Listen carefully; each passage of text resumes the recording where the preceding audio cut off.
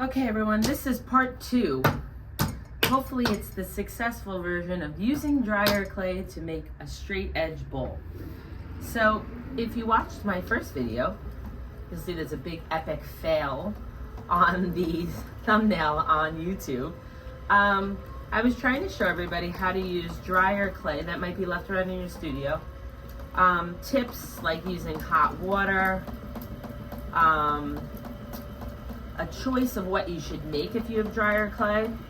I was saying that I tend to use dry clay for slabs because I can build pretty quickly with it. And it was an epic fail. I started with a very bad bat. The clay was maybe a little too dry. I started with the wrong tool. So I'm going to stop this video in a minute and go look for the right tool because that I failed at. So this clay is not as dry, but still just clay that was laying around. I'm going to try and make that angular bowl again. Okay, so there was a little bit of the break video because I was going to look for my tool and I can't find it. So we're going to modify. Yeah, we'll see if this doesn't cause a problem. So for those of you who didn't see my video before, I'm going to aim for a really high foot angular bowl, I guess in a sort of a Japanese or mid-century modern style. I'm going to leave myself an inch on the bottom, a full inch. What? A full inch? Couple of reasons. I want a real good foot, and also when I tend to throw, I tend to eat away the foot a lot when I'm trying to compress my floor. So if I give myself extra, I'm going to modify based on how I throw.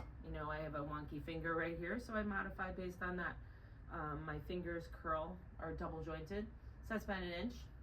So I modify how I throw based on that. Some people have the little short thumbs, so you modify based on those little short thumbs. I don't know if Megan Fox throws any pots, but if she did, she would not be able to open up with her thumbs. So I've opened up my floor about 3 inches wide. Now, if I was making a bowl normally, I would start with my mound wider so that I can support those walls, but I want my walls to come straight from here. So I'm sort of making a cylinder. So I'm going to start down on the bottom.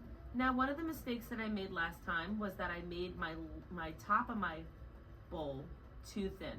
What I want to do is I want to aim for a wall that looks like this, because I want to stretch the top out really far. And if it's too thin, it's going to get too thin when I stretch it out. So I'm going to really loosen up when I get to the top. I'm just more or less just doing a straight cylinder pull. I'm trying really hard not to take too much off the floor when I'm scooping. A little less aggressive down on the floor. Really trying to maintain though that angle on the inside as well. I don't want it to become a bowl. I mean, I'm making a bowl, but I don't want the bottom to be rounded. I want that real nice angle on top. So now my lip is about 1/4 of an inch, and I don't want it any thinner because when I stretch it out here, I want it to hold its shape. So now I'm going to do a lot more pressure down on the bottom. That is going to have a lot less stretch. And I'm sort of aiming out a little bit more. I'm insinuating to the bowl that it's going to be sort of wide and stretched out. I think I didn't do it again. It's hard, you start to, your muscle memory remembers how you throw certain things, then you have to modify, right?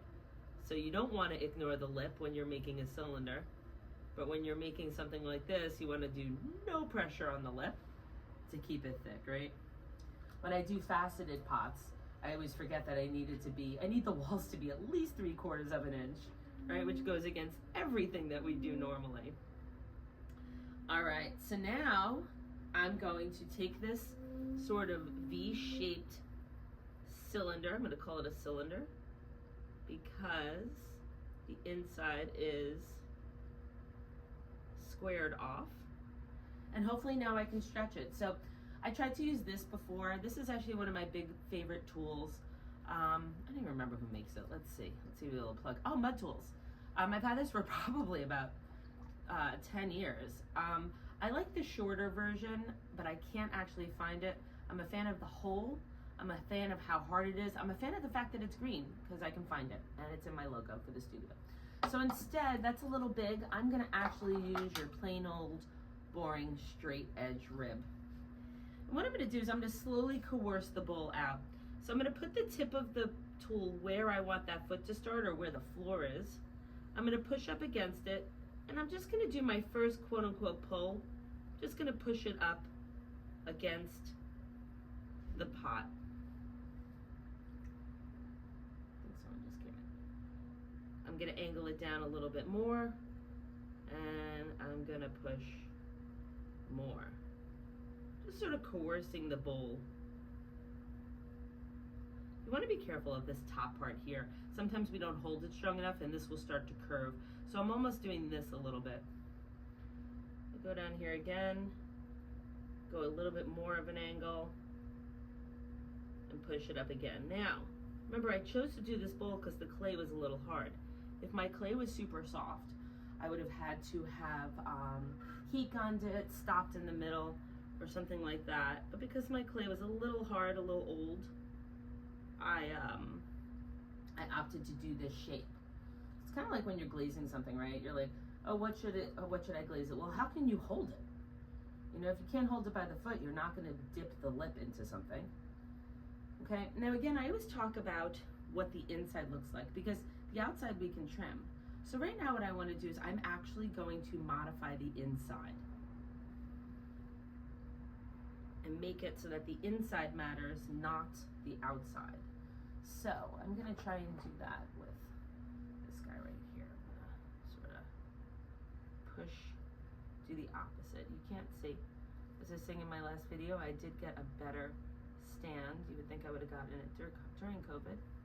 So I'm gonna, that stand is gonna show you the inside. Yay, technology.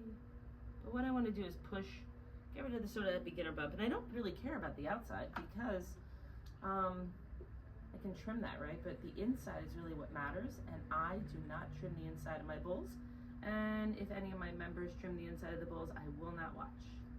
Very old school. So over here, you may notice that it's not quite straight, but that's okay because I don't care. I'm gonna fix that when I trim. But the inside, I'm gonna leave just as is. So I want that to be nice and straight. I'll pick the camera up in a second and show you guys. So it's okay for me to have that slope on the bottom there because the inside is straight. And that's my canvas, really. I mean, sure, we use bowls, put stuff in it, but. So now I'm actually gonna give myself a little bit of a straight edge here. And I'm gonna pick up the camera and I'm gonna show you the inside. So as you can see, I care more about the inside line. So that dark color is just the difference in shadow of where I scraped it. I care more about the inside line here than I do the outside, because although I have this here, I'm gonna be able to trim that. I care about this because I don't want to trim that, but the inside is what it matters. And if I would have just cared about the outside being straight, the inside would have had that sort of beginner bump there. So we want to avoid that. Remember, we want our outside to tell everybody what's going on the inside. Just sort of clean up what I just did to it with my fingers while showing it to you. Now, if I let this bowl just keep on going, guess what's going to happen? Gravity is going to sort of, although the clay is a little drier, gravity is going to sort of make it flop a little bit. So I'm just going to go ahead and we're going to call it a pot in a bit, because I did all that camera movement. Definitely changed the shape a little bit. Okay. All right, let's get rid of this bottom. Now remember, I want a real good foot down here, so I just want to get rid of just enough so that when I trim it, I can see the bottom of my pot round. It's round and I don't have those little cacas, and I'll also be able to take it off the bat a lot easier when I go ahead and trim that off and hit that dry clay. So that's it. That's what I did with dry clay. I would say this one is a lot more successful than the, than the last one. So definitely look for that video. I think there's a lot of learning points to that one. So here you go. Keep failing and then keep trying again so that you can have some successes. Have a great day, guys. Bye.